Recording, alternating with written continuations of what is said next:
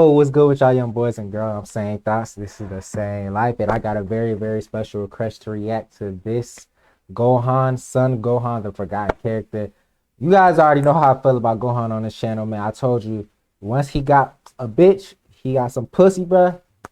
That nigga went downhill. He just was in his nerves. He started going on. He started going, started focusing on his books. Ain't nothing wrong with focusing on your books, bro. But you went from a badass to a fucking nerd, man. And I feel like that's how they like to. That's how they like to fucking portray niggas, bro. They niggas be on their ground, and then when the bitch come in and give them a little pussy, bro, they start to fluctuate and they start to go off, man. The nigga's an alpha and he turned into a beta, man. It's as simple as that, bro. Vidal runs a relationship. I'm just keeping it a stat, bro. But like I said, we're gonna see what this guy Mark, I believe his name is Mark. Is his name Mark? Totally not Mark. Yeah, totally not Mark. We're gonna see what he's talking about in this video about Gohan the forgotten character. If you guys enjoyed this video, please leave a like and let's get right into it. Exploding onto the scene with the beginning of Dragon Ball Z, telling a courageous and inspirational Son of coming-of-age Gohan. story. From unassuming and shy to courageous and heroic. From would-be attempted main character to utter modern-day obscurity. The story of Son Gohan is one of Character monumental suicidal. highs and heartbreaking lows, with many in the community still upset decades later with how his character was handled and continues to be handled today. Look at this guy. I mean, look at him. My Twitter The asking the question. look at Gohan, bro. The nigga is wearing a martial arts fucking uniform with glasses, bro. Like, what the fuck? Who does that? Character was handled and continued. This nigga is wearing a martial arts key with glasses, bro. Get the, nigga, you in the wrong show, buddy. You in the wrong show. So a while back, I put up a poll on my Twitter asking the question, who was the most disappointing character in Dragon Ball? Leaving options like Jiren, Piccolo, and Majin Buu alongside. How is Jiren Gohan. disappointing? Despite Jiren's character direction at this time being a Jiren wasn't a disappointment. Gohan still managed to make it a close race, racking up more votes than the similarly mishandled Piccolo and the vapid caricature. I would Majin say Buu Piccolo combined. too. So today I want to take an in-depth look at Gohan's character to find out what worked and why it worked, and to finally figure out what went wrong to cause this fall from grace. Nigga wearing tracksuits to fight now. Is it too late for Son Gohan? It's not too late, but y'all gotta act now.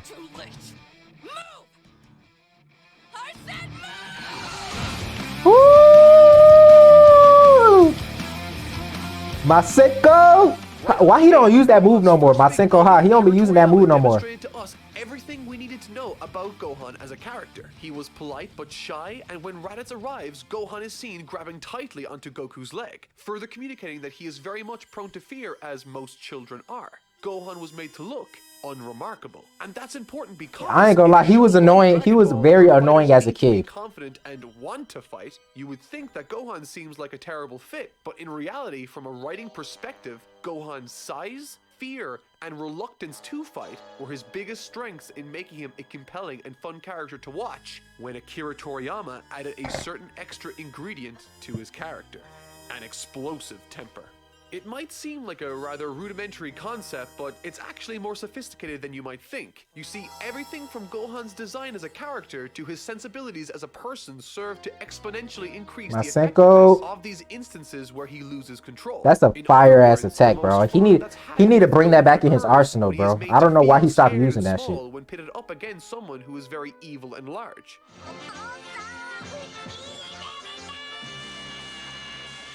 Right off the bat, from a visual standpoint, it's made abundantly clear that this isn't a fair fight, and so there's a very clear power dynamic established. In this instance, not only is Gohan much smaller than his foe, but he is also only a young child. And the more helpless and small a character looks compared to their foe, the more shocking and satisfying it is when that small character ultimately takes down a larger individual.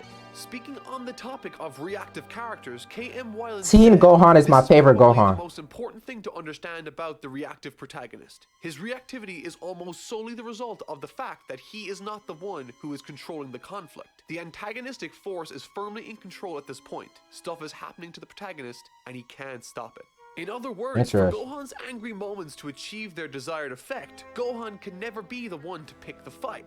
He must be provoked, because if he picks Right. that fight, he becomes a bully. And so writing Gohan as a shy, kind, and passive character creates every opportunity to avoid being That's a a good bully. way to The write more Gohan. scared Gohan is, the more Good way. courageous he seems when he overcomes that fear for the right reasons. Gohan don't want no smoke, but if you come with him with smoke, bro, he ain't gonna be shy to let that shit fly, bro. Hold on, did I rhyme? He ain't gonna be shy to let that shit fly. I rhyme, bro. That's a bar, bro. This was a formula that Akira Toriyama used to great effect when writing for Gohan through various arcs. Typically speaking, active characters are usually the most interesting and compelling characters to watch, because they are the characters that drive the story forward through their own choices and actions. When an active character is on screen, you pay attention because this is the person that moves the story forward. This style of character works particularly well for protagonists. And so, reactive characters, as the name implies, react to the plot as it unfolds. Gohan is a reactive character, but one that was designed to take full advantage of that fact, reacting to those that pick a fight for despicable reasons. And during He was these beating specific Frieza's instances, ass, it is more bruh. interesting and fun to watch than many of the other active Damn, characters he in the was story. beating The Frieza's Cell ass, Saga bruh. was where Gohan's character underwent a fundamental change, one that reconciled much of Gohan's character's baggage and saw to the climax of his character arc. K.M. Weiland, when speaking, Hey, I kind of wish Gohan didn't cut his hair when he had that long hair when he first turned into Super Saiyan. A change arc. He's also That he had that struggling to Bardock hair. I mean, not understand Bardock, but he had that Gohan's Raditz at hair. this point in the story. He's in the grip of the lie, and his blindness about himself, just as much as any other factor, is causing him to get smacked around during this part of the story. In other words, right before Gohan ultimately becomes the person he was always supposed to be, he held on to this belief that he wasn't good enough and struggled to come to grips with his feelings on the justification. You gotta stop of doubting killing yourself. someone. This was something he needed to be pushed to the point of snapping in order to act on in the past. However, now, having reconciled this lie with the truth that it is okay to do everything in your power to protect the Earth, Gohan has changed on a fundamental level from who he was at the beginning of this arc, to someone who now assumes the responsibility as Earth's defender. The climax to the Cell Saga was, in many respects, like the ending to Gohan's story, or at least the ending to the main one he was telling up until that point, one that was celebrated by fans and critics alike. And the trouble with that is, where do you go from here? It isn't immediately clear. So in a sense, it's as if Akira Toriyama tasked himself with writing a sequel to a celebrated movie. A sequel to one of the most satisfying character journeys in anime. And it didn't. Yeah, that was his demise, bro. I feel like once he defeated BoJack, bro, Akira Toriyama was like, all right, bro, we gave you enough shine now. It's back to Goku. And this is the Gohan that everyone who voted in that poll at the beginning of the video were thinking of when they saw his name on the list. Look When at this introduced to guy. the story in early Dragon Ball Z, Gohan, as I said, was designed to look and act as though he was unremarkable, to subvert expectations and to complement the dynamic he brought to every major confrontation he was in. But this Gohan, the one we have today, is unremarkable, contributing little more to the series than simple recreations of classic great Contributing little, bro. He don't contribute at all, bro. He just be in the way. Lacking intention and consequences. He's become quite literally a nostalgia act. A similar brand of character fatigue has plagued other series favorites like Piccolo, although in different ways. Having played an important role in Dragon Ball from his unveiling, Piccolo was and in many ways persists in being a fan favorite, despite there truly being nothing to celebrate. I was never really a fan favorite of Piccolo. I never disliked him, but he wasn't my favorite. Took first place in our poll at the beginning of this video as being the most disappointing character in Dragon Ball. And while I can How is appreciate why Jiren people disappointing? have a great distaste for the shonen trope caricature that is Jiren the Grey, I can't say he's more disappointing than Gohan. Disappointment is a result of expectations not being met, and I can't say I expected as much from Jiren as I did for the future of this guy. It's clear to me. So, what went wrong? In Daizenshu 1, the first of many official guidebooks released after the series had concluded, featured 2 popularity polls taken during the course of the series, each ranking the 5 most popular characters of that given time. The first of these polls appeared in Weekly Shonen Jump from 1993, issue 12, towards the end of the Cell games, featuring the chapter where Cell self-destructs. It lists Gohan in first place, followed by Goku. They had Gohan in Vegeta, first place. Piccolo. The second of the 2 popular. Hold on, let me go back. Hold on. They had Gohan in first. Hold on. It lists Gohan. They had Gohan in first, Goku in second, Trunks in third, Vegeta in fourth. They had Trunks stronger than Vegeta. What? Why is Mr. Satan even in this fucking category, bro? Mr. Satan is the weakest nigga ever, bro. What the fuck? What? Bro, they got Mr. Satan over Cell, bro. Nigga, throw that whole manga out, bro. Whoever, bro, throw that shit out, bro. Whoever made this shit, bro, throw that shit out. In first place, followed by they got Goku, Mr. Satan Trunks, over Cell, bro. Vegeta, and Piccolo. The second of the two popularity polls appears in Weekly Shonen Jump 1995, issue 5 and 6, near the end of the Buu arc, featuring chapter 501, where a Gotenks-absorbed Buu continues to beat up on Gohan. In first place sees Goku, followed by Vegeta, Trunks, Gotenks, and Piccolo. Gohan is not even on the list. But what makes this more interesting is that between these two polls, after the 7-year time skip on the cover of chapter 421 presents a message from Master Roshi saying, Dragon Ball will continue for just a tad longer. From now on, taking the place of the late Goku as the main character will be the serious-minded son Gohan. Clearly, this arc did not end with Gohan being the main character. Exactly. And the only comment made about this by Akira Toriyama... Yeah, you got us, Akira Toriyama. You had us in the first half. You had us in the first half. I intended to put Gohan into the lead role. It didn't work out. I felt that compared to Goku, he was ultimately not suited for the part. So why didn't the character work out? Well, if I was to read into this, and again, this is my own speculation, Akira Toriyama, up until this point in Dragon Ball, had been writing it with Goku, the active protagonist. Active protagonists, as I've said before, have a built-in charisma of sorts and, most importantly, a compelling formula, because they drive the story. They make things happen. Gohan, on the other hand, is a reactive character, meaning he reacts to the story as it happens to him more than he drives the plot. What's interesting about this is that most characters in movies and TV shows tend to start their hero's journey as passive or reactionary. I gotta react to some Avatar on this show, bro. I gotta react to some Avatar on this show, bro. With agency over the plot. I mean, on this channel.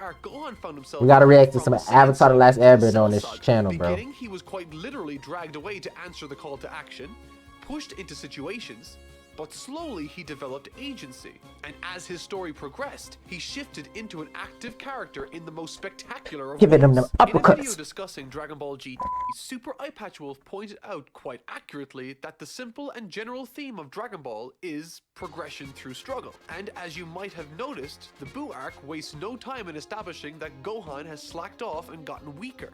He has regressed for the first time in his life, accomplishing little in the arc, apart from getting his energy stolen, putting up a decent fight against Dabura, which he was criticized harshly during, being beaten up by Buu, all before the eventual power-up he receives, which comes through, again, no struggle from Gohan. It's handed to him on a silver platter. The theme of Dragon Ball, progression through struggle, was reinforced with Goku's character, who constantly strove for this ideal. But in switching out the character for Gohan, a large disconnect was made thematically, as the character had an entirely new set of ideals that didn't... No. That was the worst thing they could ever do to Gohan was this fucking character right here. This was the fucking worst, bro. This one right here was the fucking worst, bro. Like, the fact that they had my nigga Gohan coming out here like he was a superhero, dog, it made me lose so much respect for Gohan, bro. Like if Gohan wasn't in the dumpster then, bro, when I saw him do this, and then he popped out with his girl, him and his girl was doing that shit, I was like, y'all, bro. Yeah, Gohan's never coming back, because if they had Goku do this shit too, bro, this was character suicide, bro. This right here was character suicide, bro. Like, I hated that character. Oh my gosh, bro. That weak nigga had a space helmet on, bro. What the fuck? What made this all the more striking was that Gohan, up until this point, had embodied this ideal both physically and figuratively throughout his journey. However, now, as a happy adult, he has no struggle. The anger dynamic that enhanced his reactive character is now gone, and the size difference that was once between himself and his foes, while still there, isn't nearly as striking or effective as it once was. So in many ways, a lot of the aspects of the early Gohan character we all loved were not present in the Buu Saga's iteration of the character. Yeah. So in order he lost for what made him Gohan Gohan as the new protagonist, Dragon Ball's direction and themes needed to change in a noticeable way to accommodate validate this new Gohan. And as seen during the beginning of this new arc, it's clear Toriyama was trying something different with the story. A slice of life tale about Gohan getting used to being part of the society he's trying to protect. However, being around the other classic characters like Piccolo and Vegeta, who still upheld the ideals of classic Dragon Ball, only reinforced this sense that something was missing, leaving myself as a It was writer looking Goku. back at the Buu saga as a whole wondering, why did we spend so much time with Gohan in school? Why did we spend so much time with Vidal's Yeah, that character part if he was didn't boring. play a I role ain't in gonna the greater lie. plot? Yeah, Gohan that unlocking part his was power boring. again seemed unearned and arbitrary, and When I ultimately first served started no the Buu purpose arc and for I the saw them story focusing on except to Gohan waste at school, I'm time. like, bro, what Another are we poll I took watching? on my Twitter This asking shit which of the boring. Dragon Ball Z arcs was their least favorite emphatically reflects that these thoughts I have are not unique to me. In Robert McKee's book Story, he writes, "The truly passive protagonist is a regrettably common mistake. A story cannot be told about a protagonist who doesn't want anything, who cannot make decisions, whose actions affect no change at Facts. any level." Now, to be clear, the jury is still out on whether or not this arc is disjointed because of Gohan losing popularity and thus changing the course of the Buu saga, or if he lost popularity because he didn't do anything substantial in the arc. And to be clear, the Buu saga did absolutely have some incredible moments and additions to the story that have lasted the test of time. But all that aside, it begs the question, is it possible to bring Gohan back? Well, yes and no. In my video, Goku the Misunderstood Character, I briefly mentioned how the Gohan character's story was absolutely over and how it ended at Cell. And I stand by that. That version of Gohan isn't coming back, and it shouldn't. But is there a way to make Gohan's modern character a fan favorite again? Absolutely. And this is how I would do it. Gohan is a reactionary character, and so something I'd like from him in the future is a story centered around the philosophy, if you have the potential or power to make the world better, then you should. I am of course basing this story structure off a particular film and character I'm sure you are all aware of with a similar philosophy. That with great power Comes great responsibility. I think Gohan's character can take a few leaves from Spider-Man 2. It's a sequel to an ongoing story and features a reactionary protagonist. And a fantastic video by Patrick H. Willems describes this aspect of Peter Parker's story in Spider-Man 2 perfectly. If the first Spider-Man movie is about Peter Parker learning that with great power comes great responsibility, then Spider-Man 2 is about exploring that responsibility and the consequences of it. It's about the toll that being a superhero takes on the rest of his life. For the whole movie, Peter faces consequence after consequence for being Spider-Man and trying to do the right thing. Now, imagine if instead of the story that isn't being told about Gohan right now, he was instead struggling to come to terms with having to manage this responsibility he has, and the sacrifices he needs to make to uphold those ideals. Progression through struggle. He's already flamboyant, has an alter ego, and a strong sense of duty which was hinted at towards the beginning of the Buu saga. I sometimes wonder if this was the original direction Akira Toriyama had in mind for the character, but unfortunately we don't know, and we may never know. In preparation for this video, I went back through my collection of manga, reading various excerpts and passages from Gohan's story, and truthfully it saddens me to see a character that was once so inspirational and likable And further badass. into the background. So much so that today they aren't present at all in the latest material. It's the And Goku as some and of you Vegeta out there show. probably have noticed, he's not in the thumbnail of this video either. And the reason the thumbnail of this video features this Gohan and not his older counterpart is because this is the Gohan Yeah, I was all wondering really that. remember. And unfortunately, the other has been forgotten. Thanks for watching. Alright. This was Son Gohan, the forgotten character. Yeah, like I said before, man. He did make a good point of how he said why he put the kid Gohan. I was wondering why he had the kid Gohan on the thumbnail, not the adult Gohan, but he explained at the end of the video. That's a good point. Like, I don't think it's too late to bring Gohan back and change up his character, but from how they doing it in Dragon Ball Super, is the Goku and Vegeta show. It seems like they're only focusing on Goku and Vegeta getting stronger and progressing higher in the hierarchy. And it just seems like Gohan is just going to be on the sidelines watching, bro. He's not even going to get in the game, bro. It is what it is. But like I said, I'm not gonna really complaining because Gohan, he had a good run from when he was a kid all the way up until he was a teen. He came back when he was an adult. He had his little. Gohan still has his moments, but he's just not the main character anymore. He's not going to ever be. That's sadly how it is gonna be, bro. But if Gohan ever gets, a new power up, we all gonna go crazy. We all gonna go crazy, bro. But y'all let me know what y'all think of this video down below. Appreciate you for telling me to react to this video. You know who you are. Appreciate you for telling me to react to this video. It's a banger video. If you guys enjoyed the video, please leave a like. And we're on the road to 100 subscribers. I told you we're on the road to 100 subscribers. So when we get to our 100 subscribers, I will be doing a giveaway. I appreciate you guys for watching and stay tuning in and supporting me. I love you guys. And until then, I'm saying thoughts. This is saying life, man. I'm out.